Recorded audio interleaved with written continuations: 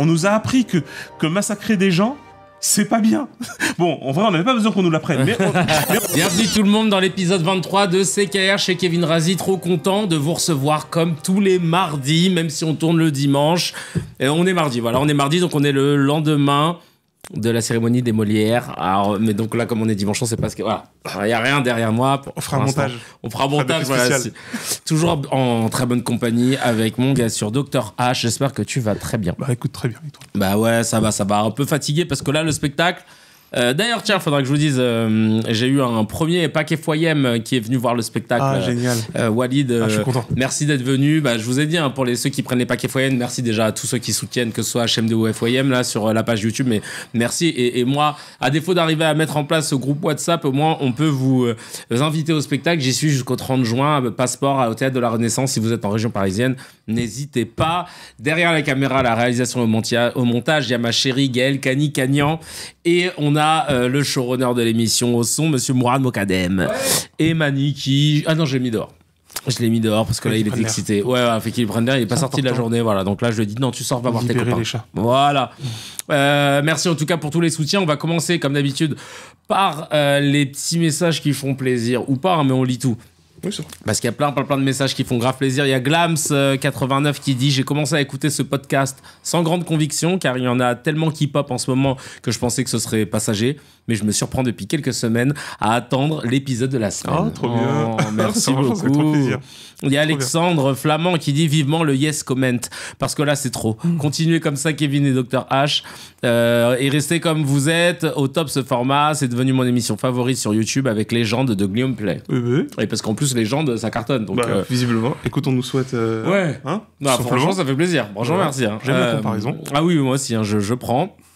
Il y a Mike Willis qui dit bonjour les gars, pourquoi les podcasts sont pas dispo sur les plateformes de streaming? J'aimerais tellement pouvoir l'écouter au travail. Et bah écoute, bonne nouvelle, tu n'avais pas cherché. Parce que tout simplement parce que si tu tapes chez Kevin Razi, t'es censé tomber sur nos podcasts. On les sort tous les mardis en même temps que l'épisode sur YouTube. C'est sur Deezer, sur Spotify, sur Apple. Mais il me semble qu'une fois, j'avais essayé de chercher. Ouais. Je crois que c'était sur Apple. Et j'avais pas trouvé tout de suite. En fait, c'est en gros, au début, j'avais mis juste Kevin Razi, mais ça m'a pas permis de le trouver. Donc voilà, c'est un peu bizarre. Je crois que c'est vraiment en ayant fait CKR qu'à un moment donné, ça avait marché. Ah c'est ouais, bizarre. Bon, alors dans ce cas, tapez CKR si jamais bizarre. vous avez un doute. Écoute, on va checker ça, mais c'est bizarre. Il y a Rick Tarifi qui dit « Salut les gars, j'ai une petite question pour nourrir le débat. Les Arabes ne sont-ils pas des sémites? Personne n'en parle dans le débat actuel, alors que peut-être que je me trompe. On glisse comme dans un toboggan dans les années 30 et ça n'a pas l'air d'effrayer les faiseurs d'opinion ou ceux-là, les... Trois petits points. Pas la suite. Il n'y avait pas la suite. Mais merci pour le Telegram. Ah oui, n'oubliez pas, hein, on a un Telegram, il est ouvert. On met les news qu'on potentiellement traite ou alors celles qu'on ne va pas traiter mais qui nous ont marqué. Mourad fait un gros taf dessus. Hein. Nous, on est là, on commente souvent. Parfois, si vous voyez un mec, le compte admin commenter premier degré, c'est souvent moi. Hein. Genre, le mec, il poste une news et tu vois derrière CKR qui fait « Mais non, un truc de ouf !» Il doit se dire bah, « Attends, mais il poste une news et après, il s'étonne de la news. » Non, ça, c'est moi qui découvre en même temps que tout le monde. Oui, les Arabes du Maghreb sont sémites. Je précise du Maghreb, mais est-ce que les Arabes Moyen-Orient... Si tu veux, il y a deux versions à ça. Si tu veux. Ah, d'accord. Parce que la définition Larousse, normalement, c'est un peuple sémite, c'est un peuple qui parle une langue sémitique. C'est ça. Donc l'arabe, l'araméen, l'hébreu... C'est ça. L'Égyptien ancien, personne ne le parle, mais on va dire ça. Le phénicien... Oui, voilà, tout à fait. Sauf que après, les anthropologues disent que ça n'existe pas les sémites. Mais bon, ça c'est... Ah ouais? Ouais, en fait, ça fait des gros débats à la fac, etc., chez les anthropologues, mais oui, c'est un peu une fabrication... c'est une fabrication biblique. En gros, les langues sémitiques, elles existent. Ouais. Mais le fait de les avoir qualifiées de sémites, c'est surtout en lien avec la Bible. D'accord. Donc ce n'est pas très scientifique, de ce point de vue-là. Juste de ce point de vue-là. D'accord. Voilà, très bien. On y reviendra. Alors. Oui, c'est Conan...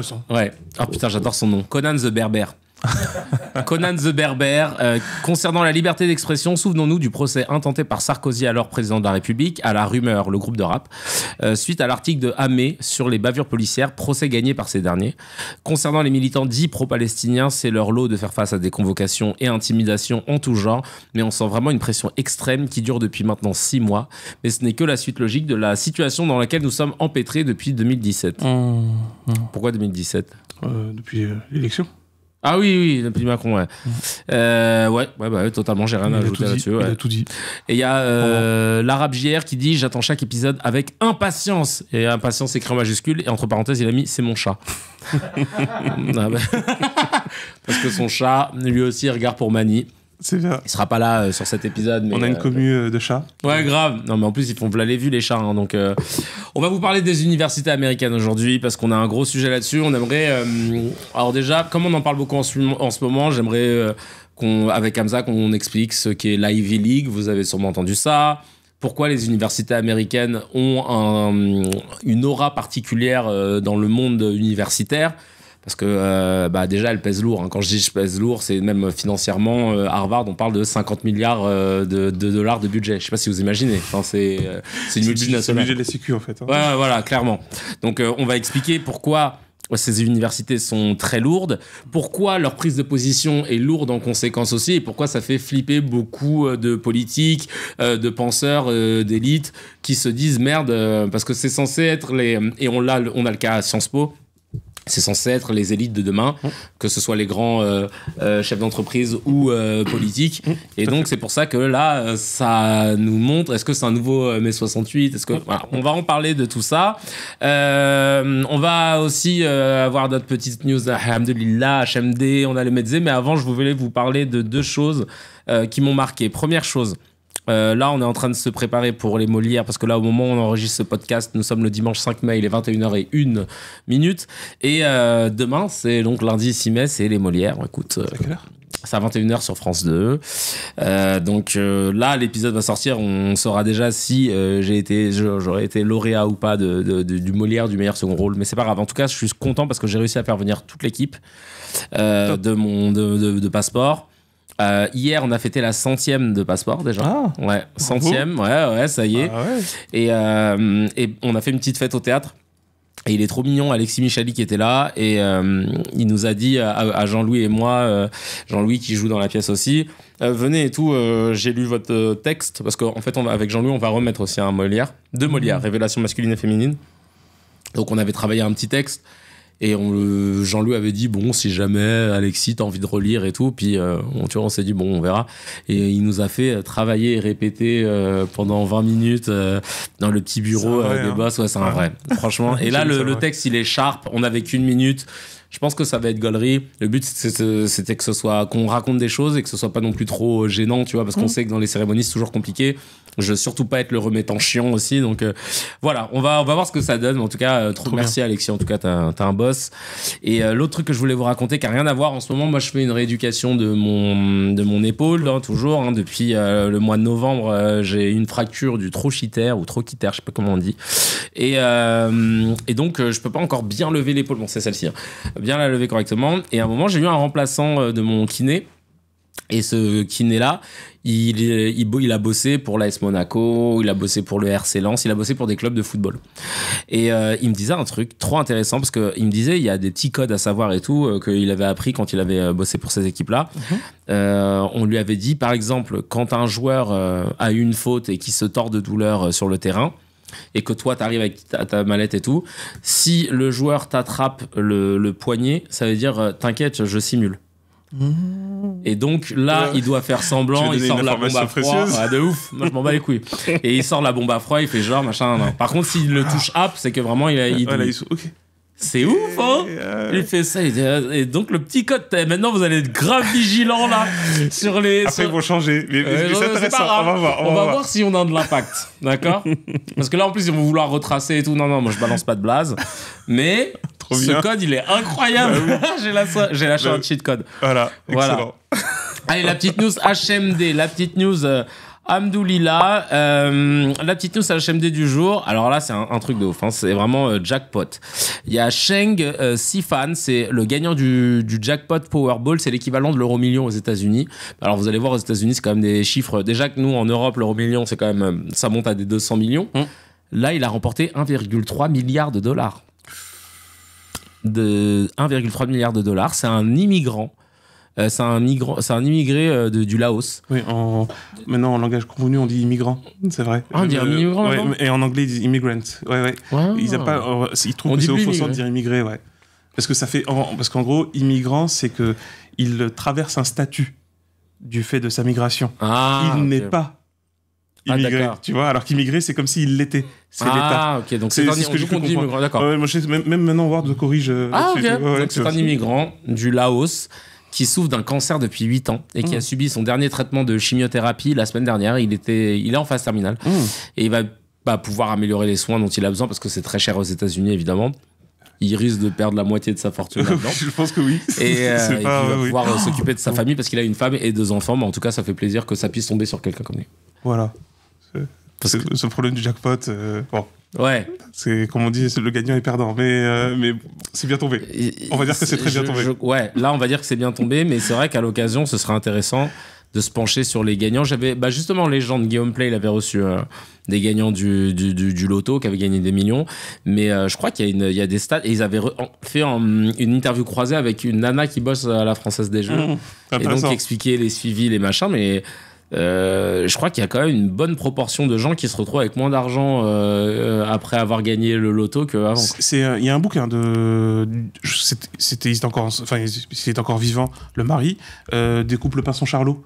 Sur ce sujet. Oui. Ouais, ça c'est vraiment un livre à lire. Un livre à lire. J'avais eu la chance de l'interviewer à l'époque de Rendez-vous sur Canal+. C'était notre première invitée, Monique Pinson Charlot. Elle est excellente. Ah ouais, franchement, non, c'était trop top. C'est des spécialistes de la question parce que comme ils connaissent très bien les vrais riches, ils connaissent d'autant mieux les faux riches, en fait, les effets que ça implique. Qu'est-ce que ça signifie ? Que la richesse n'est pas que financière, la richesse n'est pas que dans ce que tu as, dans ce que tu possèdes, exactement. C'est aussi ce que tu en fais, la culture que tu as derrière. C'est monumental ce qu'ils ont fait. Franchement. Je vais le rajouter à ma liste de lecture parce qu'en ce moment, j'arrête pas là. J'ai lu 3 livres en 2 semaines, je me sens comme un dingue. C'est chaud. C'est très bien.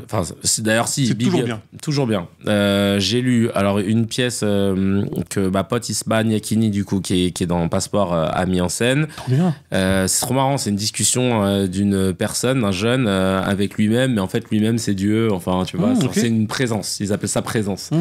Et c'est trop intéressant. C'est un concept assez connu dans le sophisme. Ouais, c'est pas étonnant. Et j'ai lu aussi un livre d'un mec qui s'appelle Wadir. Et son livre, c'était des fois j'écris des trucs. C'est tout un tas c'est vraiment un recueil de punchlines, etc. C'était très fort. Et édition face cachée. Et dans la même édition, j'ai lu la biographie de Camaro. Et là, je me suis régalé parce que vraiment, c'est Oussama Hamar, ce mec. Non, mais dans le sens où je sais qu'il a vécu des trucs et je le remets pas en question, mais quand tu lis sa biographie, il a rien raté en fait. Il a que des. À la fin, il dit, j'ai eu des échecs et j'ai eu des succès et tout, mais tu dis ils sont frérot, où les échecs ? Pendant 200 pages, le seul échec que j'ai lu, c'était quand t'as dit à Scheim, non, fais pas le Danse avec les stars, c'est un peu nul pour ton image, et que finalement, il a dit, je reconnais que je me suis trompé, ça lui a boosté son image. C'est le seul truc qu'il reconnaît. Mais sinon, le gars, tu l'écoutes, on dirait c'est Jay-Z. En fait, il dit qu'il a apporté un truc, c'était le rap de droite. Il dit, on m'a qualifié, non, il dit pas qu'il est de droite, mais il me dit, on m'a qualifié d'être le rappeur de droite parce que j'étais le premier en France à arriver en 2003, 2004, avec des bling-bling, avec des chaînes, des machins. Ah ouais, tout ce qu'on déteste quand on connaît bien le hip-hop. Et voilà, avec les grosses mondes et tout. Et il dit qu'en fait, il a été, aujourd'hui, tout le monde fait ça, et que lui, c'était le précurseur. Mais je connais pas un rappeur qui m'a cité Camaro en référence. En fait, c'est juste ça. Voilà, c'est juste les mecs, ils vont citer Jay-Z, ils vont citer P. Diddy, ils vont citer 50 Cent.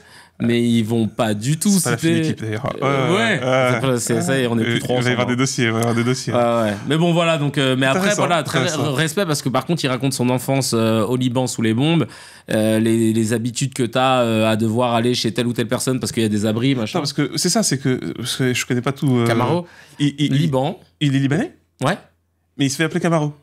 C'est parce que son nom, c'est Camar, Cyril Camar. K-A-M-A-R. Ah ouais, moi je suis resté Maroc en fait, tu vois. Ah, non, parce que c'est comme ça qu'on dit.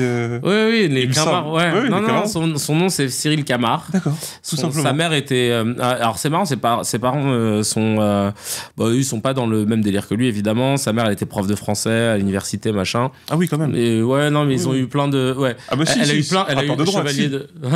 Ah bah oui. Ah bah oui, après, ils sont arrivés parce qu'après, ils ont fui, du coup, la guerre pour aller au Canada. Et là, par contre, c'était starté from the bottom, tu vois. Ils étaient pas. Presque. Bah, en tout cas, lui, ce qu'il l'expliquait, c'est que. Et alors, c'est marrant ça parce échappe pas à un sociologue, attention. Ah, ouais. Attention. Non, en tout cas, oui, il a un background, un bagage culturel et intellectuel qu'il ne nie pas. Mais en termes d'oseille, au Liban, ça allait, mais en fait, après, bon, bah, tu repars from scratch parce qu'en fait, son père s'est fait exproprier de la boutique qu'il avait, etc. Donc, en fait, tu vois, c'était un commerçant, c'est un bon commerçant, mais ils ont perdu l'oseille. Mais donc en fait ce qui est intéressant c'est de voir aussi que après comment il a produit Shime, parce que lui il voulait vraiment, lui il avait les yeux rivés vers les States, il voulait avoir sa Ashanti ou sa tu vois, sa Mary J. Blige, et bon bah il a trouvé Shime et comment il a travaillé le truc et tout. Bref, ça c'était intéressant, mais c'est juste que je trouvais qu'il y avait pas assez d'échecs dans ce qu'il racontait.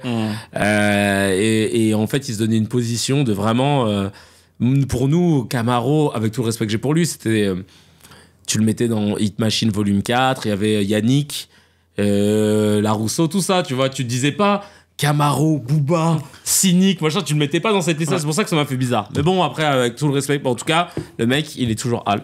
Le Mezzé, parce qu'on a beaucoup de choses à dire là, c'est moi qui j'abuse. Le Mezzé, alors on va commencer avec ce scandale. Le 2 mai, Guillaume Meurice a fait un tweet pour annoncer sa suspension de l'antenne de France Inter et le fait qu'il soit convoqué à un entretien préalable au licenciement. La cause serait le fait qu'il a refait la vanne sur le nazi sans prépuce en parlant de Benjamin Netanyahou. J'adore ça, c'est De Villepin qui l'appelle comme ça. Benjamin Netanyahou. Vanne qui avait été préalablement validée par la justice. Donc en fait, Mourad a un angle très intéressant là-dessus. Parce qu'il me disait, en fait le problème c'est que s'il est licencié, il va contester au prud'homme. A priori, il va gagner au prud'homme parce que la justice a déjà jugé le fond de la vanne en disant qu'il n'y a pas de faute dans l'absolu. Parce qu'il n'y a pas de faute, voilà. La faute n'est pas fondée, ouais. Donc Radio France sera condamné à payer des dommages et intérêts avec nos impôts. Donc la direction de Radio France s'en fout parce que c'est pas leur argent et ils auront eu ce qu'ils veulent parce que du coup il y a le départ de Meurice et derrière ils vont pouvoir aussi installer la peur chez les autres humoristes si tant est qu'ils aient. Et là on vient de voir une vidéo de Jamil Le Schlag qui vient de dire que lui préfère démissionner plutôt que d'essuyer un potentiel mur ou de se faire vilipender de la part de la direction. Donc bravo, force à lui. Mais c'est vrai que c'est un truc de fou, quoi. C'est extrêmement grave. Le move qu'ils sont en train de faire. C'est vraiment très très grave. Et encore une fois, super Charlie. Hein. Alors là, génial. Hein. Vous nous faites chier avec Charlie là. Là en ce moment, je lis le livre en plus, qui est Charlie d'Emmanuel Todd. Là, je suis en plein dedans. Je suis en mode Hamza en ce moment. C'est un livre qui me. Et là, ça va pas. Non, ça va pas du tout. Hein. Et c'est qu'on, non seulement on est en train de, c'est une pente qu'on est en train de dévaler bien comme il faut, mais on l'a bien savonné et toute glissante et ça va pas du tout. Ah non, mais là c'est chaud. Là ce qu'il faut bien saisir, parce que c'est vraiment, on a souvent utilisé cet argument justement, tu sais, l'Europe, les démocraties, l'Occident contre le reste du monde. Quand par exemple on critique effectivement la Russie, et à juste titre, quand on critique même la Chine à juste titre, en disant que oui, il n'y a pas la liberté d'expression, l'ennui c'est que, on en a un peu parlé la dernière fois d'ailleurs, dans le dernier épisode, c'est que la liberté d'expression c'est pas à géométrie variable. Non. Sinon clairement, en fait, ça s'appelle clairement de l'ancien régime. Parce que l'ancien régime, il y avait Molière, hein. Ouais. Mais Molière, il marchait sur des œufs. Ouais. Tu vois, il faisait des critiques. Qu'est-ce qu'il faisait d'ailleurs? Il se foutait de la gueule des médecins, ce qui était très intéressant et pertinent d'ailleurs. La Fontaine qui nous faisait des fables en disant ouais non, un lion, il y a un lion, il est très con et tout, machin. Mais le lion c'est qui? C'est un lion, c'est tout. Ouais. C'est pas le roi par hasard? Non, un lion. Et en fait, tu vois, donc en gros, liberté d'expression, ouais. Quand elle est à géométrie variable, c'est de l'ancien régime. Ouais. Et l'ancien régime, il n'y a pas de liberté, en fait. C'est en fonction du bon vouloir du prince, avec un grand P. C'est-à-dire qu'il soit président, guide, secrétaire général, président du parti, duce, tu l'appelles ce que tu veux, je m'en fous. Et en fait, c'est ça la problématique maintenant, c'est que là, en plus, parce que certains pourraient dire, non, mais c'est pas le gouvernement qui est intervenu. Oui, c'est vrai, franchement, je veux vraiment croire, je veux croire que le gouvernement n'a rien fait. Je veux bien le croire. Pas sûr à 100%, mais je veux bien le croire. Mais la réalité, c'est que précisément les procédés d'autocensure, de se dire qu'un humoriste qui... En plus, déjà, il fait une vanne sur un dirigeant étranger. Ouais. Qui, en plus, fait quelque chose de très monstrueux. Ouais. Donc à un moment donné, tu fais là concrètement, c'est-à-dire que vous lui reprochez quoi? J'ai même envie de dire, c'est même pas une vanne, c'est un documentaire. En fait, tu vois. Donc là-dessus, c'est que liberté d'expression, ça commence à en prendre double coup. Non, c'est chaud. C'est même pas le droit à l'humour et même pas le droit d'informer. Ça commence à faire beaucoup quand même. Hein. C'est un truc de ouf. Il y a la LICRA qui a donc la Ligue contre le racisme et l'antisémitisme. Pas exact. Ligue internationale contre le racisme. Qui a mis un tweet, qui ont mis dieudoniser, c'est une définition, ça veut dire stigmatiser sous couvert d'humour une catégorie de personnes, puis se victimiser face aux protestations et pratiquer la surenchère. Pour un humoriste, monétiser les références antisémites en nazifiant les juifs. #Meurice. Donc pour eux, Guillaume Meurice, il a fait la méthode il a dieudonnisé sa vanne. J'ai pas de mots là.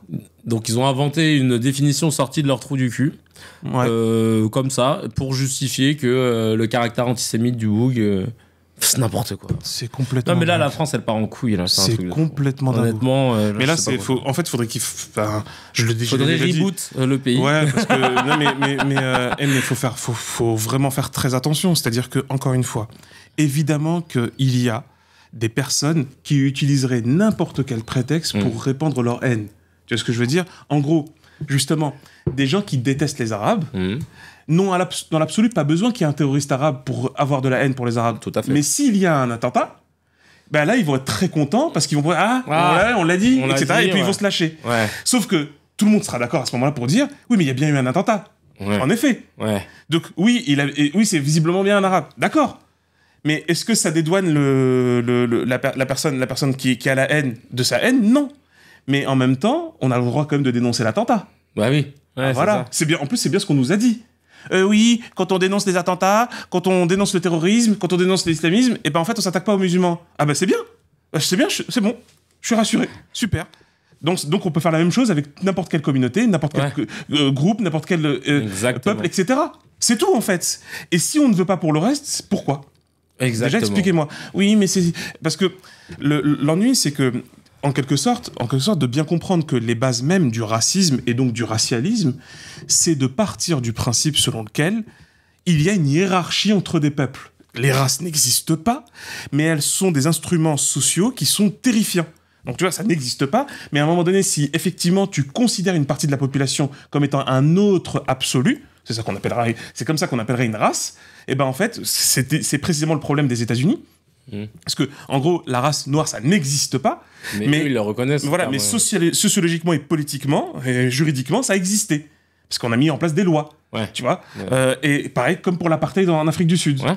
Donc, concrètement, à partir de là, qu'est-ce qui se passe ? C'est que non seulement on crée ce qu'on appelle une séparation, avec cette phrase ignoble de « separate but equals », qui disait, en fait, on est séparés, blanc, noir, on est séparés, mais on est égaux. Des gros malades mentaux. Oui, parce que, on dit, mais une démocratie, c'est pas bien de faire ce que vous faites. Ouais, mais on est égaux. On est égaux, mais chacun dans son ghetto. Ouais, chacun ses toilettes, chacun son robinet. Son parc, et chacun son bus. Ah, vous n'avez pas de bus vous savez courir à Paris. Et donc, tu vois, par rapport à ça, donc ça, c'est la conviction, d'abord, de considérer qu'on est ontologiquement séparés. Ensuite, quand tu développes cette maladie tarée du racisme, tu établis une hiérarchie. De toute façon, c'est souvent pour servir une hiérarchie qu'on fait ça. Oui, parce que, en gros, justement, c'est pas vrai quand ils disaient séparé mais égal. Non, c'est qu'en fait, les Blancs, aux États-Unis, étaient ceux qui avaient le pouvoir. Voilà. Ça veut pas dire que tous les Blancs avaient le pouvoir, mais c'est que ceux qui ont le pouvoir sont Blancs. Nuance importante. Et à partir de là, établir une hiérarchie est précisément quelque chose de profondément raciste. Parce que non seulement ça implique une distinction entre les gens, mais en plus une distinction par strate. Donc, on le fait déjà pour le pouvoir, mais on n'a pas le droit non plus de le faire pour la souffrance. Ah, pas du tout. Considérer qu'un peuple souffre plus qu'un autre, on n'a pas le droit de faire ça. Ouais. En fait, on n'a vraiment pas le droit de faire ça. Et de rentrer dans une comptabilité macabre, pareil, on n'a pas le droit. Moi, j'ai pas besoin d'attendre que 17 000, 100 000, 600 000, 1 million de morts pour considérer que, c'est grave. Ouais. Pour considérer que c'est scandaleux et pour considérer que c'est un génocide. Là aussi, parce qu'encore une fois, là aussi c'est super important. Ils sont chiants avec ça, ils n'arrivent pas. Là, il y a un truc qui est super important, c'est que petite définition du génocide, il y a effectivement une définition légale. Il y avait eu tout un débat. Tu sais qu'en plus c'est pas une blague, quand ça a été déterminé à partir de 46 avec les procès, le procès de Nuremberg et le procès de Jérusalem. Quand on a posé ça, ça a d'ailleurs fait polémique parce qu'a été mis sur la table le génocide arménien. Et vraiment, il y en a certains qui disent non, c'est pas rétroactif. Tu vois, mais on sait pourquoi. Plein de gens ont défendu que ça ne devrait pas être rétroactif. Les États-Unis, en fait, petit problème. L'Australie, petit très gros problème. Donc, mais au-delà de ça, c'est de bien comprendre que, en définitive, ce n'est surtout pas une question quantitative. Un génocide, malheureusement. Effectivement. C'est plutôt la nature de. Oui, c'est ça. De la démarche. Génocide, c'est le fait de tuer un groupe en général pour ce qu'il est. Tu vois, pour ce qu'il est. Et qu'en fait, même si tu le fais qu'à 10 personnes, j'exagère évidemment, mais même quand tu le fais sur 10 personnes, mais que l'intention était d'éradiquer tout le monde, ça sera considéré comme tel. Alors oui, certains vont s'accuser, machin, etc. La réalité, c'est quoi ? C'est que on ne peut pas négliger le fait que toute une population, si elle est dans cet endroit, et qu'on s'attaque à elle, pour ce qu'elle est, c'est un génocide, en fait. Et c'est marrant parce que j'écoutais ce soir et il y a une nana qui parlait du 7 octobre en disant que c'était un génocide et personne l'a repris, tu vois. Donc en fait, tu te rends compte que ça pose pas de problème de parler de ça, tu vois, dans un sens, mais dans l'autre, ça pose problème. Ouais. Et ça, c'est ouf aussi, tu vois, de voir comment on laisse parler.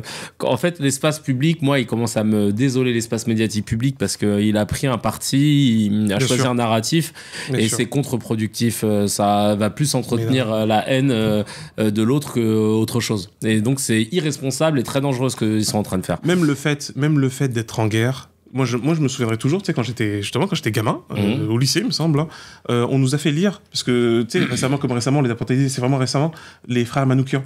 Ouais, tu vois, ils ont été panthéonisés, ouais. Exactement. Misak Manoukian, entre autres. Qu'est-ce qu'il faisait ? Je sais pas, on peut parler un petit peu de ce qu'il faisait ? Bah ouais, je connais pas. Il mettait des petits colis dans des restaurants, etc. Enfin, c'était... oui. Ah, c'était des terroristes. Ah bah oui, pour le Vichy et les nazis, complètement. Mais même très très fort. C'est pour ça qu'ils ont été exécutés. Et il fait une lettre, l'un des frères Manoukian fait une lettre, et juste avant son exécution, il dit que je me suis battu pour la liberté de mon peuple. Ton peuple, lequel ? Tu vois, ça aussi c'est intéressant. Pour lui, c'est la France, les Français, et même tous les peuples libres, en fait, les humains. C'est humaniste dans l'absolu. Et qu'il n'a ménagé aucun effort, etc., pour réussir pour faire ce qu'il a fait, pour ses actions, etc. Ouais. Assez musclé, clairement. Mais cette phrase-là, pour moi, elle était très parlante. Je me souviens que ma prof d'histoire de l'époque insistait beaucoup là-dessus. Et dit, regardez ce qu'il dit à la fin. Mais je n'ai aucune haine envers le peuple allemand. Tu vois ? C'est-à-dire qu'en fait, justement, lui, il est dans le feu de l'action, il va se faire exécuter en plus, le gars. Là, c'est quelques heures, il va se faire exécuter. Mais il sait faire la part des choses entre combattre une politique, combattre une oppression, combattre une injustice, et un peuple et une population. Et ce qui est très grave, c'est ce qu'on est en train de faire croire et de faire appliquer à Meurice, c'est que Meurice est en train de s'attaquer à un homme politique qui mène une politique qui a des aspects concrets, politiques et humains et humanitaires, et qu'en fait, il a le droit de tout dire pour ça. Il a le droit absolument de tout dire, et de dire, non, il s'attaque à tout un peuple. Vous êtes des malades, en fait. Vous n'avez pas le droit de faire ça. Parce que ça, vous faites une inversion, en plus, qui est gravissime, et qui a de très lourdes implications, parce que vous interdisez, de fait, toute critique possible de ce qu'il peut faire.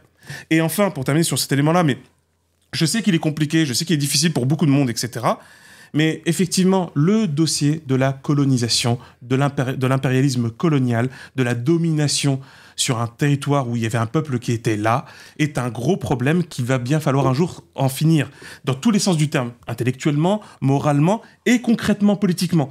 Parce que c'est comme ça, en fait, qui sème la colonisation récolte la terreur. D'où qu'elle vienne. Et ça, on a bien eu l'histoire. En fait, on a des milliards d'histoires. On va en parler de toute façon avec le Vietnam, avec l'Algérie, etc., etc. Ouais. Et je repense à un truc et après on passe vite à autre chose. À l'époque, on bossait chez Canal+. On avait fait un épisode sur la Corée du Nord et Kim Jong-un. Et on avait dit le dictateur Kim Jong-un. Et je crois que le service juridique ou quelqu'un de chez Canal nous avait dit non, mettez pas le dictateur, mettez le président. Avec Mourad, on était là, c'est un dictateur. Donc, et je dis oui, mais bon, c'est genre, il faut préserver. Non, c'est ça. Il a la bombe nucléaire quand même. Ouais, non, mais c'est en tout cas, on n'est pas en guerre officiellement contre lui. Donc, c'est n'importe quoi. Alors, Il y a une lettre suite à une lettre de la fédération. Ah oui, putain, ça c'était incroyable. Il y a eu une lettre de la Fédération française de foot qui interdisait les collants et les casques dans les matchs de foot amateurs pour des raisons de laïcité. Parce qu'apparemment, quand je suis caché chez ses genoux, moi par exemple, quand je vais au sport, je mets toujours un genre de collant en dessous de mon short, tu vois, des trucs de compression. Là. Les de compression, exactement. Ouais. C'est très utile. Hein. Et ben ça, c'est considéré comme une atteinte à la laïcité parce que ce serait religieux, parce qu'apparemment ils ont sorti un TikTok d'un frère Muse qui disait il faut cacher ses genoux, et ils en ont fait, ils ont essentialisé le truc. Bah oui. C'est bon. Et la journaliste de Arrêt sur Image, Nassira El Moadem, a tweeté: pays de racistes dégénérés. Ouais. Et elle s'est fait attaquer par Julien Audoul du RN, Morandini, Hanouna, Pascal Pro, toute la fachosphère. Ouais, elle a fait une équipe. En général, quand t'as tous ces noms mis côte à côte et que tu t'es fait attaquer par eux, c'est que t'es du bon côté. Hein. Ah, même, franchement, t'as même un titre. Hein. Là, t'as la Légion d'honneur, hein, la nôtre du moins. Et en vrai, ceux qui l'ont attaqué, ils se sont sentis visés, tu vois. Je pense que c'était ça. Ils se sont dit... Comment ça, Comment ça Ah non, mais personne ne bouge. Il y a eu pas mal de messages de soutien. CGT, alors déjà, moi, je la soutiens à fond à Nassira. Il y a CGT Radio France qui dit soutien à notre consoeur Nassira El Moadem. Pascal Richet qui dit soutien à Nassira El Moadem, marre des racistes. Mediapart qui dit soutien à Nassira El Moadem. Et Sylvain Grandserre qui dit attaque coordonnée des médias de Bolloré et du RN contre une journaliste indépendante. Et oui, le ravalement de façade de l'extrême droite n'est qu'un trompe-œil pour Gogo. Et bien sûr. Mais bien sûr. Non, mais en tout cas, force. C'est grave. On est en train de sombrer. C'est très grave. Hein. C'est très grave ce qui se passe. Franchement. Tiens, dans la thématique, le maire de Bourg-en-Bresse, il porte plainte contre des affiches islamophobes placardées dans sa commune. En fait, il y a des militants racistes qui ont été perquisitionnés et placés en garde à vue. Cool qu'ils aient pu les attraper. En fait, les mecs ont mis des affiches où ils mettent des extraits du Coran, tu sais. Et il y a des questions au-dessus, genre l'islam prône-t-il la fraternité? Et ensuite, après, ils mettent combattez les mécréants non musulmans qui sont près de vous. Et après, ils citent la sourate, machin. L'islam prône-t-il la paix? N'appelez pas à la paix. Courant, sourate 47, verset 35. Et ils mettent ça. L'islam prône-t-il l'égalité? Les hommes ont autorité sur femmes, et après sur les femmes, et puis ils mettent les passages. Donc c'est vrai que toi, si tu sais pas, t'as jamais lu le Coran, tu sais pas ce que c'est, t'es là, tu te dis merde, c'est chaud le Coran. Mais il y en a plein qui ont fait ça. Jérémy Ferrari, que j'aime beaucoup, son premier spectacle, c'était Alléluia Bordel. Il prenait les livres religieux, il avait annoté des pages, et puis il sortait des phrases sorties de leur contexte avec une traduction française, tu vois, et puis il se permettait d'en faire des sketchs. C'est facile de faire ça en vrai. Oui, en vrai c'est délicat parce que il y a toute la question de l'interprétation et en vrai c'est ce qu'on a même soulevé sur le sujet qu'on avait abordé par la société, c'est toujours un problème d'interprétation. C'est pour ça qu'il faut que les gens ne le prennent pas pour eux-mêmes. Que vous, comme on dit, que vous soyez dans le inner group ou le outer group, c'est-à-dire que vous soyez musulman ou non musulman, vous êtes tout dans les deux cas. Dans les deux cas, vous êtes forcément pris par des interprétations. Ce n'est pas grave, mais il faut être conscient que c'est des interprétations. Et qu'après, c'est par la discussion et le dialogue qu'on commence à voir dans quelle mesure une interprétation est intéressante. C'est ça. Et dans un régime de liberté, on choisit. Ensuite, pour ce qui est j'aimerais souligner un truc important, parce que je sais que certains peuvent faire justement une forme d'amalgame ou de confusion. Quand on pointe du doigt comme le dit Nassira El Moadem sur le pays de racistes dégénérés avec la FFF qui fait vraiment n'importe quoi. On parle justement de la fachosphère, etc., on n'est pas en train de dire que la France est un pays raciste. Je sais que certains peuvent le penser, etc. Et en vrai, pour celles et ceux qui se sentent victimes de ça, je peux comprendre qu'ils le disent. Ce n'est pas forcément vrai. Parce que, encore une fois, je sais qu'on peut dire une chose intéressante, c'est que effectivement, on peut s'estimer heureux que dans notre pays, on n'a pas mis en place des lois d'apartheid, qu'on n'a pas mis en place des lois de ségrégation, qu'on n'a pas mis en place... Donc, de fait, notre pays n'est pas institué et n'est pas structuré par le racisme. Néanmoins, il y a une réalité sur le long cours qui est en particulier, justement, on l'a dit tout à l'heure, hantée par la colonisation, qui est celle de considérer qu'il y a une forme de hiérarchie entre les peuples. Ce n'est pas consacré par la loi, heureusement. C'est même combattu par la Constitution, etc. Mais... des gens continuent d'y croire. Il y a des nostalgiques de la colonisation, il y a des nostalgiques, le temps béni des colonies, c'est Sardou, non? C'est ça. Voilà. Il y a des nostalgiques du Troisième Reich, il y a des nostalgiques de Vichy. Je sais pas, notre président, il a l'air de beaucoup aimer Pétain. C'est bizarre, je sais pas, je comprends pas trop. En tout cas, je fais semblant de pas comprendre. C'est mieux pour ma santé. Mais concrètement, le truc, c'est que dire une chose, j'ai même envie de dire, je peux même pousser le truc loin. C'est que, de fait, dans un pays où il y a autant de peuples divers, de peuples d'origine complexe, etc., cosmopolite. C'est même un pays où, pendant de longues années, on a réussi, en fait, avec le système public, la République, la laïcité, carrément, ça, faut le dire, faire en sorte que tout le monde puisse vivre ensemble et puisse partager. Ça, réellement, nous sommes nous-mêmes une génération, quand on le voit entre les trentenaires et plus vieux, parce que ça dégénère effectivement maintenant, mais entre les trentenaires et plus vieux, parce qu'on donnait les moyens à l'école, où en fait on avait des profs qui étaient très engagés, parce que très avantagés, et faisaient tout pour créer une forme de concorde, à la fois dans la théorie, mais aussi dans la pratique.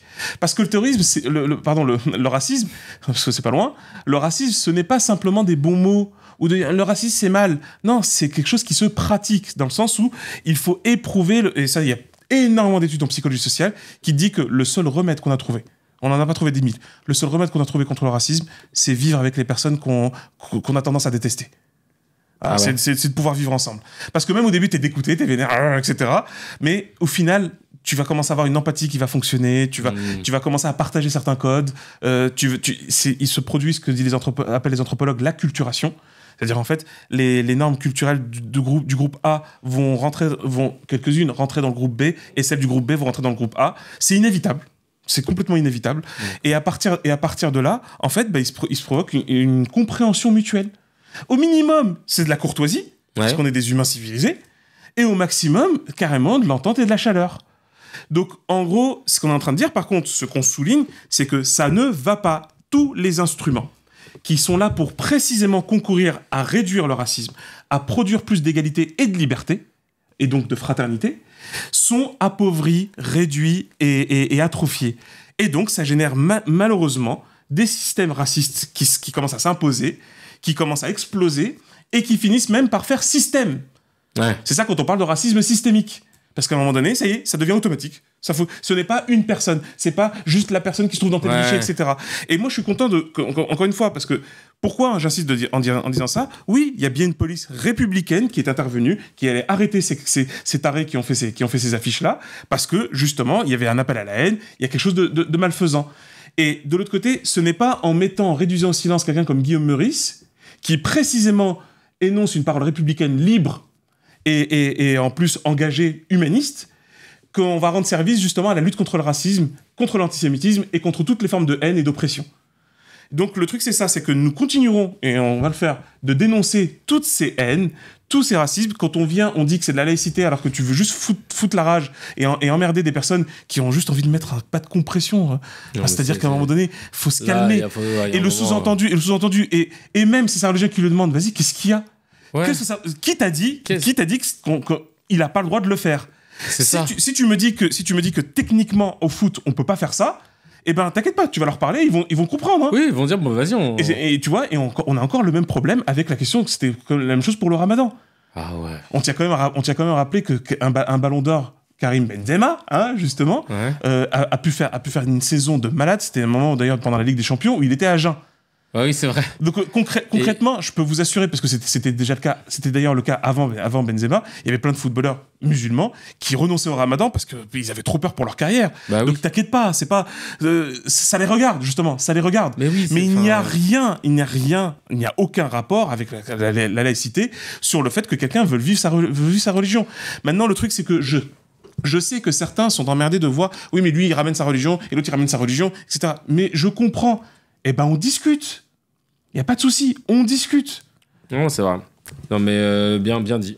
Je comprends pas trop la dérive et puis je comprends pas trop aussi l'idée que en fait, tu sais quoi, moi je pense que si j'étais la FFF, si je crois que c'est un caractère religieux, je me renseigne.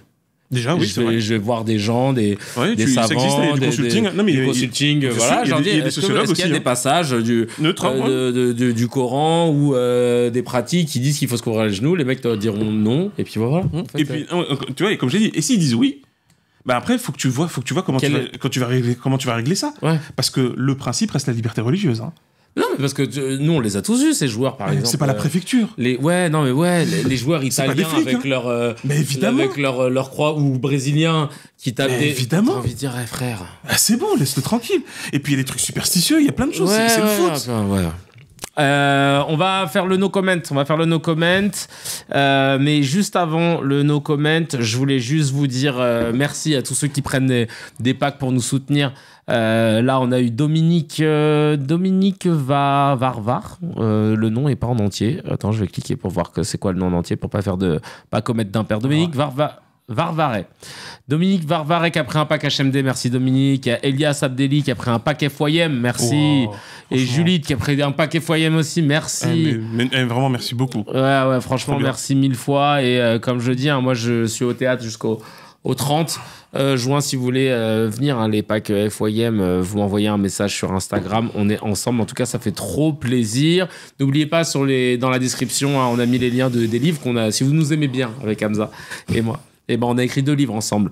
Il y a Fake News, évite de tomber dans le piège, que vous pouvez offrir à vos ados, comme pour vous, parce que franchement, on apprend plein de choses. C'est rigolo, attention. Et Science Flix, le livre sur les sciences humaines, vu à travers le prisme des séries, on l'a écrit avec le frère d'Hamza, Hannes, qui est le Shot sur Instagram. Allez le suivre. D'ailleurs, en ce moment, il fait des collections de vidéos sur Haïti, c'est incroyable. On apprend des trucs de ouf sur Haïti, stylé, vraiment. Le pays qui s'est fait le plus spoiler, je crois, mais c'est dingue. Non, mais vous allez pleurer du sang. Ah ouais, vous allez pleurer du sang. Vraiment. Allez, c'est parti. On attaque le no comment. Vous connaissez les règles. Maintenant, ça fait un petit moment. Vous mettez, on va lire des news. On n'a pas le droit de les commenter. On doit seulement mettre un emoji, un gif. C'est parti. Accroche-toi parce que ça va y aller. On commence. La reconstruction à Gaza coûtera plus de 30 milliards de dollars selon l'ONU. Selon la ministre Aurore Berger, les étudiants qui se mobilisent pour la Palestine à Sciences Po et qui tendent des mains rouges sont soit incultes, soit antisémites. Le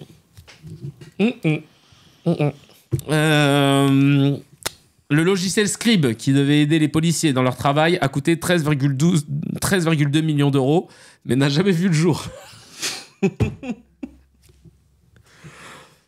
Et ouais. Allez, on passe au thème du jour et hâte de pouvoir un jour commenter tout ça dans le Yes Comment. Beaucoup de demandes, on va le faire. Ça va être long. Et bah justement, tiens, on rebondit sur Aurore Berger sans commenter ce qu'elle a dit, mais le thème principal, c'est les universités américaines. Et là, en fait, en gros, en ce moment, ce qui se passe avec toute l'actualité internationale et à Gaza, les plus de 30 000 morts, etc. Il y a l'université de Columbia à New York qui a été la première où il y a eu des campings et des manifestations qui ont été enregistrées en soutien des étudiants qui soutiennent la Palestine. Mais après, ça a répondu comme une traînée de poudre dans pas mal de campus, à Los Angeles, en Californie, à Atlanta, en Géorgie. Des étudiants ont été arrêtés pour avoir manifesté au Texas, Austin. Le gouverneur a ordonné à la police de l'État d'arrêter les manifestants. Et bien que les manifestations soient en cours sur plus d'une vingtaine de campus, il existe des universités où le phénomène est plus important. On parle des universités de la Ivy League, donc là, comme Harvard, Columbia justement, Princeton, Berkeley, MIT, Stanford et toutes ces universités qui forment les futures élites américaines ou puis même d'autres pays d'ailleurs du monde qui pèsent lourd, voient naître des mouvements de contestation quasi sans précédent dans l'histoire contemporaine. Enfin, on avait eu en fait, il y en a qui voient à l'époque de la guerre du Vietnam un renouveau du mai 68, etc. Le truc, c'est qu'en France, ça se répand aussi avec Sciences Po. On n'a pas autant, pour le coup, d'institutions universitaires aussi lourdes, mais quand même, à Sciences Po, qui est le nerf de la guerre, ils font des études de sciences politiques. Et relations internationales. Donc, d'ailleurs, tous les gamins là, que je vois, et c'est pas péjoratif quand je dis ça, c'est parce que je suis un vieux monsieur, ça y est, invités chez BFM et tout, les gars se démontent pas. Un Uber là, qu'on a regardé avec Gaël, le mec, il ne se démonte pas. Il dit, mais nous, on étudie les relations internationales. C'est pour ça, en fait, qu'on vous dit tout ça. C'est parce qu'on a étudié. C'est dans le bouquin. En fait, ça rend ouf. C'est dans le bouquin, les mecs. Et ça rend ouf. Il était face à un prof, en plus. Ça rend ouf. Ça rend ouf, déjà, l'espace médiatique. Là. Les journalistes et les éditorialistes, ils n'en peuvent plus. La plupart de la classe politique les dénigre. Parce qu'en fait, ils ont le seum. Pourquoi ? Parce que, comme le dit Arnaud Klarsfeld, c'est inquiétant parce que c'est censé être les futures élites. Eh ben ouais. Et là, qu'est-ce qui se passe ? on assiste à un moment où carrément on est obligé de faire intervenir la police. Et là, ça devient assez grave, en fait, ce qui se passe. Ça devient assez grave parce que c'est pas comme ça que tu stoppes et que tu étouffes un mouvement. Ah bah certainement pas. Et pour que tu puisses nous situer là, le caractère un peu exceptionnel de ce qui se passe vis-à-vis des universités, à quel point en fait, à quel point ces universités-là, dans le milieu universitaire, ont de l'influence. C'est quoi le poids déjà de ces universités Est-ce que on peut dire même que pour Harvard, etc., pour la Ivy League, comme on dit, elles peuvent même avoir un impact politique? Oui. Ouais. Oui. Parce que dès qu'elles vont faire des publications, des trucs comme ça va être repris partout et tout. Et ben en fait c'est simple. Là littéralement, ouais, justement, tu poses une excellente question. Littéralement, les universités de la Ivy League représentent le socle scientifique de la planète. C'est juste ça, hein. Mais pour de vrai. C'est-à-dire que quand tu prends justement les grandes revues scientifiques, que ce soit en sciences naturelles, physique, biologie, machin, et en sciences humaines, c'est la Ivy League. D'ailleurs, justement, l'Ivy League représente en gros, on l'appelle l'Ivy League parce que c'est le regroupement en fait des 10, il me semble que c'est 10 ou 15 les plus importantes universités américaines, qui elles-mêmes, en fait, de fait, avec tout un système de budget, etc., de fait, elles représentent les 10 meilleures, les quasi 10 meilleures universités de la planète. Selon la classification qui est la plus connue, c'est la classification de Shanghai. En fait, oui, c'est ce que tu disais. Ouais, c'est la plus connue. Et en fait, justement... On les a, là. Oui, voilà. Tu vois, c'est Princeton, Columbia, Yale, Brown, Harvard, Cornell, etc. Dartmouth, Cornell et Penn. Et normalement, tu l'as... T'as aussi l'autre côté. Oui, t'as aussi l'autre côté. Parce que là, ils ont mis que la côte... Ils disent que c'est la carte de l'université des Ivy League. De la Ivy League. Ok, donc ouais, voilà. voilà. Qu'il n'y a pas l'Ouest. Non, parce que l'Ouest, c'est mais en fait, les UCLA, par contre, sont dans le classement. UCLA, Berkeley, MIT sont dans le classement. Donc, en fait, c'est ça. Et en gros, dans ces deux ligues-là, si tu veux, donc oui, déjà, budget pharaonique, mais là aussi, il y a un truc intéressant. Parce que, précisément, la politique qui est dénoncée, elle est le fait de personnes qui financent ces universités. Et oui, en fait, l'argent ne tombe pas du ciel, du coup. Donc en fait, c'est pas que le coût de. C'est pas les frais d'inscription. C'est pas les frais d'inscription, voilà. Non, il y a des gros dons. On parle de fondations, là, c'est des grosses fondations, c'est d'immenses fondations. Et en général, c'est des fondations à la fois. Il y a des fondations politiques et tu as des fondations privées et des fondations économiques. Tu vois, c'est pour ça que même d'ailleurs, par exemple, certains expliquaient que oui, Columbia est une université qui a produit une élite, même une élite israélienne. D'accord. Donc, et c'est même pour le cas pour certaines autres, comme Princeton également, tu vois. Et donc l'impact, c'est ça, c'est que quand on parle de la classification de Shanghai, mais c'est pas la seule, mais quasiment toutes les classifications te disent que toutes les universités qui sont mobilisées aujourd'hui font partie tout simplement du top 20, du top 50, du top 80, du top 100 en fait, de toutes les universités de la planète. Ah oui. Et pour te dire, dans le top 10, il n'y en a que 2 qui ne sont pas américaines. C'est quoi? C'est Oxford et j'ai oublié Cambridge. Ouais, c'est ça. Peut-être. Ouais, tout à fait. Elles sont, enfin les deux, c'est anglais. Britannique, ouais. Ok, d'accord. Ouais, c'est ça. Ouais. Et donc, oui, tout à fait. Et donc nous, la France, on a, il me semble qu'on a 2 universités maintenant ou 3 qui sont entrées dans le top 100. Ah oui, non, parce que déjà top 100 c'est ouf. Oui, parce qu'on a l'impression que c'est nul. Non, mais il y a des dizaines de milliers d'universités dans le monde. Donc, on a quoi, la Sorbonne? Non, c'est pas la Sorbonne, même si je crois qu'elle a rejoint, c'est l'université Paris-Saclay. Paris-Saclay. C'est quoi ça? Paris-Saclay, c'est là où ça s'est regroupé avec Polytechnique. Ah. Tu vois, et avec il y a aussi la grande école AgroParisTech qui s'est rejoint là-dedans, et parce que même par contre notre grande école c'est Centrale, l'école centrale. Ah oui, l'école centrale, ouais. Elle fait partie du top 100, elle rentre dans le top 100. Ah ouais. À un moment donné, Jussieu. Attends, c'est une école de quoi à la base, Centrale? Centrale, c'est une école d'ingénieurs. Donc c'est une grande école d'ingénieurs. C'est une grande école d'ingénieurs spécialisée en mathématiques, en physique, si je te dis pas de bêtises. Et dans mes souvenirs, c'est ces deux-là. D'accord. Mais c'est super prestigieux, c'est du très très très haut niveau. Et l'IEP, c'est la physique nucléaire et tout. L'IEP, les instituts d'études politiques, c'est Sciences Po. Et c'est coté à l'international? Pas ouf. Pas ouf. Ah ouais? Pas ouf. Parce que chez nous, en France, c'est un peu IEP, puis ENA, c'est le parcours... Mais c'est pas oufissime. Par contre, maintenant, ils ont un prestige au niveau international parce qu'ils sont beaucoup ouverts, surtout ces 10 dernières années, 20 dernières années. Des passerelles. Tout à fait. Ça, c'est vrai. Mais c'est-à-dire qu'en gros, HEC a eu, à un moment donné, plus de prestige que Sciences Po. Même si Sciences Po en bénéficie également. Donc, mais quand même, ça représente une élite, etc. Donc, évidemment. Et donc, c'est là que c'est intéressant. C'est que, en plus, si on revient sur les États-Unis, on fait vraiment... Donc, non seulement elle forme l'élite, mais il faut faire partie de l'élite pour rentrer. Ouais. Parce que, évidemment, avec l'exception des bourses, évidemment, ça, tout le monde a vu des séries, tout le monde sait, et c'est réel, hein, les bourses de sport, comme les bourses de mérite. Donc ça, elles existent, mais c'est la minorité. Littéralement, c'est la minorité. C'est l'élite, et c'est l'élite américaine et mondiale. C'est-à-dire qu'en gros, les gros blindés du monde, s'ils ont les moyens, ils envoient leurs gosses là-bas. Ah ben dans les Émirats... Mais tout le monde. Non, mais quand je dis tout le monde, même de la Chine, c'est tout le monde. C'est de la planète entière, vraiment. Ah non, c'est très sérieux. L'Arabie Saoudite, les Émirats, la Chine, le Japon, la Corée, les la profs France. Là-bas, donc c'est la crème de la crème, les profs. Absolument. Et tu sais combien ils sont payés à peu près? Il y a des estimations en mensuel, parce que c'est très variable. Ouais. Parce que ça se négocie toujours. Ouais. Si je te dis pas de bêtises, on est dans les 20-30 000 nets par mois. Mais c'est une petite fourchette, il me semble, parce que dans les plus grandes, c'est plus même parfois. Ah ouais. Non, c'est un truc de dingo. Si mes comptes sont bons, hein, parce que je me souviens, j'avais vu ceux du MIT, si mes souvenirs sont bons. Un grand sociologue qui est mort il y a pas très longtemps, Howard Baker. Ouais, c'est vrai. En plus, tu peux sais, en plus. Alors il y a average. Tu vois, je pense que je me suis pas trop planté. Hein. On est sur la 20 000. C'est ça, on est sur la vingtaine de milliers. Ça c'est quoi, c'est salaire annuel?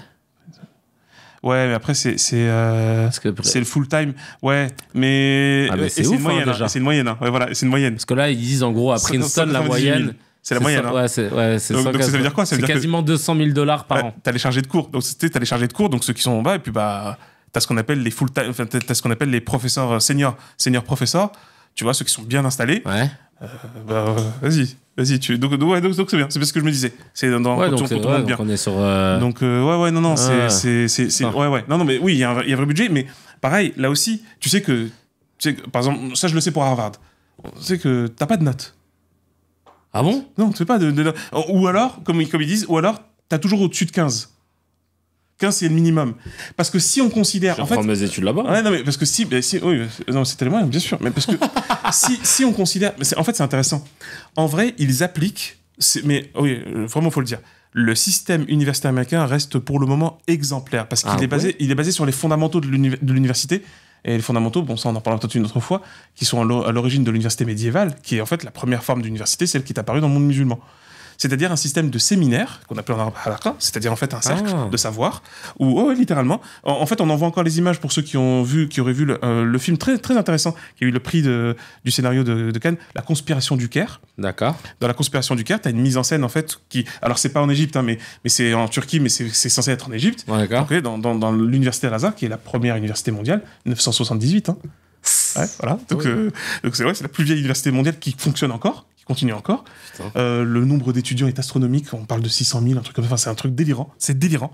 En même temps? Ouais, parce qu'en fait, ils ont plein d'antennes. En fait, ils en ont plein d'antennes dans tout le pays. Et ils accueillent des étudiants du monde entier. Alors maintenant, c'est majoritairement religieux, mais il n'y a pas que du religieux. Mais c'est majoritairement religieux. Elle ne brille plus au niveau scientifique comme elle le fut à sa création. C'était une femme qui est à l'origine de sa création. D'accord. Ça, c'est super important. Mais bref, et donc c'est un système en fait où tu as un séminaire. Donc c'est un cercle de savoir. Il y a le savant qui est celui qui a la plus grande notoriété, qui est le plus capé, on va dire. Et en fait, généralement, il propose l'étude de son livre. Donc, il travaille sur son livre-là, il avance, et les autres ont étudié le livre, et ils répondent par rapport à ça. En fait, jusqu'aujourd'hui, c'est ce qu'on fait scientifiquement dans les recherches. Les séminaires de recherche, c'est ça. T'as un professeur référent qui a produit même parfois plusieurs livres, plusieurs études ou articles, et ensuite, t'as différents étudiants qui vont être là, et qui vont étudier et réagir par rapport à ça, et faire parfois des dossiers ou des études, ou des mémoires, comme on dit, des mini-mémoires. Et c'est ça, en fait, que tu évalues. Or, concrètement, ça sert à rien de faire 12, 11, 13, 14. Non, c'est que soit tu as bien compris et tu as développé une analyse originale et intéressante, et dans ce cas-là, le chercheur référent va dire « Ah, ça, c'est très intéressant ». Et en fait, généralement, il y avait un article, il me semble que c'était dans Le Monde, où c'était une Française qui a eu un poste de prof à Harvard, et qui raconte.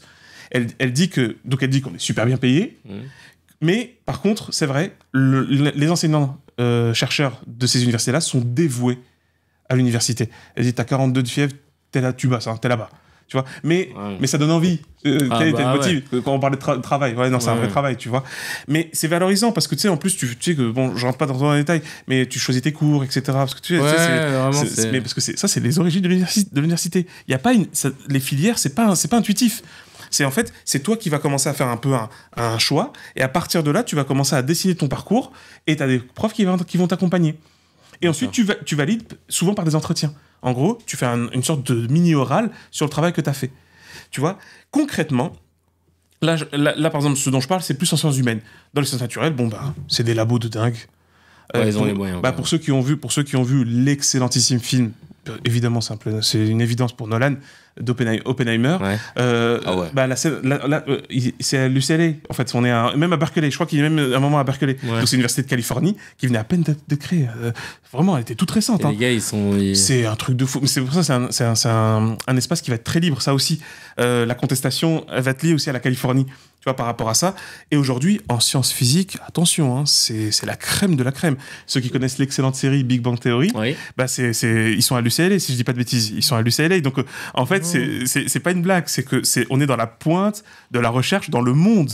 Et c'est eux qui publient le plus, qui font des découvertes les plus importantes. Quand Nolan fait son film sur Interstellar, sur le trou noir, c'est des gens c'est des chercheurs qui sont issus de ces universités.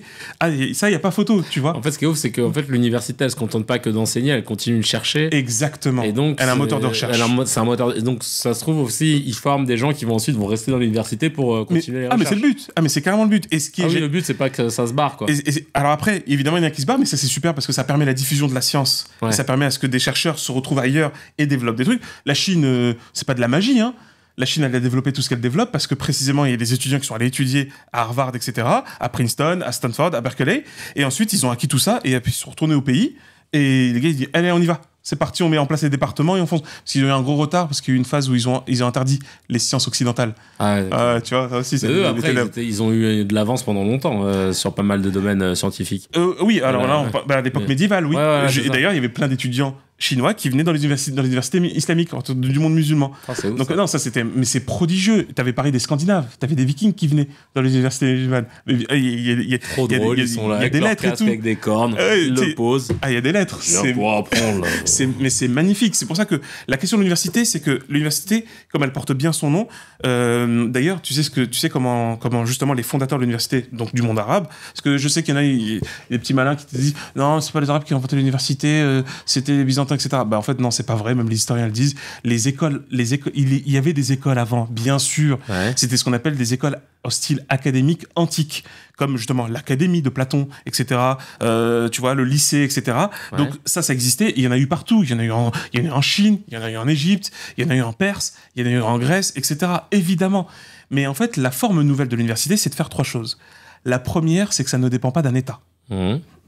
La deuxième, c'est que quand on y est, en fait, on ne se consacre qu'à la science.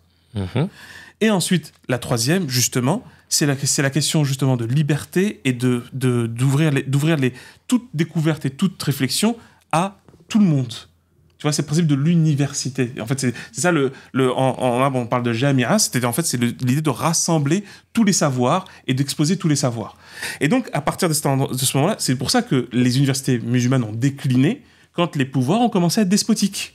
Ah oui, d'accord. Tu vois, l'Occident s'est réveillé en Europe quand les universités ont commencé à émerger. C'est au XIIe siècle, c'est entre le XIIe et le XIIIe siècle que la vraie université médiévale, donc qui vont préparer la Renaissance, vont apparaître. C'est la première université, souvent on le dit, c'est l'université de Bologne, donc en Italie. Ensuite, il va y avoir une autre université en Italie, je sais plus si c'est pas encore Florence, ou de Turin. Et ensuite, il y a l'université de la Sorbonne. Sauf que tout de suite, les religieux, ils arrivent, ils disent hop, c'est nous qui contrôlons. Ce sera une faculté de théologie. Et t'avais des théologiens qui étaient très attachés à la science, qui ont dit ouais, d'accord, c'est super, mais on peut faire un peu de recherche. Et ils ont commencé à faire de la recherche, ils ont développé, etc. T'as pas mal de livres. C'est comme ça que Copernic va apparaître, c'est comme ça que Galilée va apparaître, etc., etc. Faut le savoir, hein, le Léonard de Vinci avait d'abord étudié en Algérie, hein.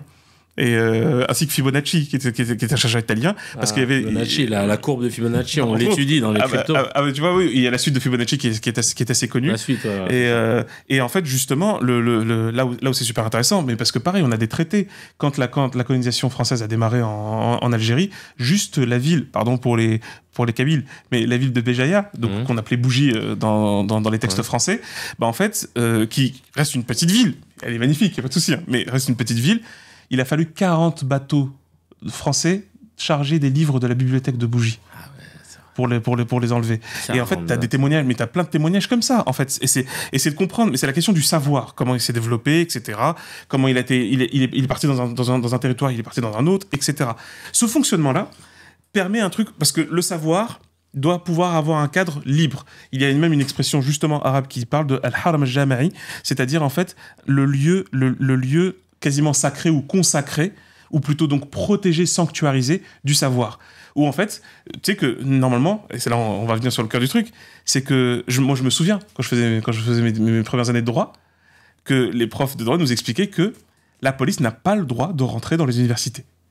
Et ça, dans quasiment tous les pays occidentaux, et même des pays dictatoriaux. Ah ouais. Ça se faisait pas.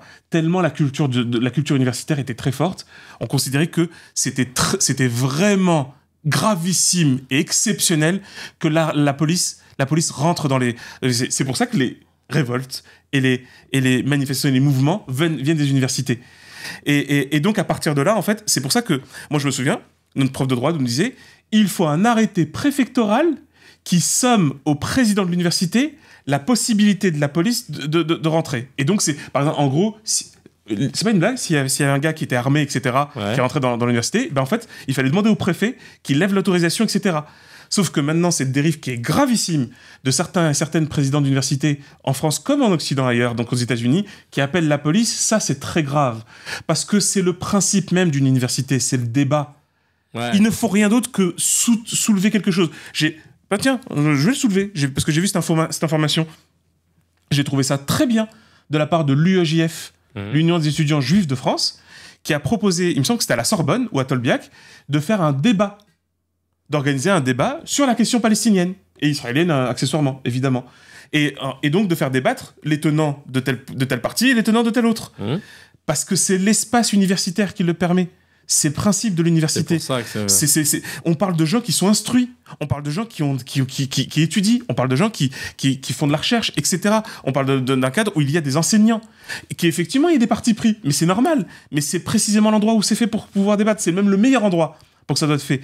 Mais maintenant, d'envoyer la police et de la scène incroyable de voir la présidente du département de philosophie de l'université d'Emory aux États-Unis qui se fait menotter. Tu sais, tu dis, mais pourquoi ? Bah, juste parce qu'elle a une opinion. Parce que c'est ça dont on parle. Juste parce qu'ils ont une opinion. Ils ont mis des campements parce qu'ils veulent mettre en avant une opinion. Ils sont engagés dans une lutte politique, évidemment. Mais là, sauf que là, ça pose problème parce que ça va pas dans le sens de la plupart des politiques des pays concernés. C'est pas bon du tout. Bah ouais. Regarde, connaissant bien, par exemple, la politique du monde arabe, en Égypte, évidemment, ça a malheureusement à la fin mal tourné, mais le ressort reste le même.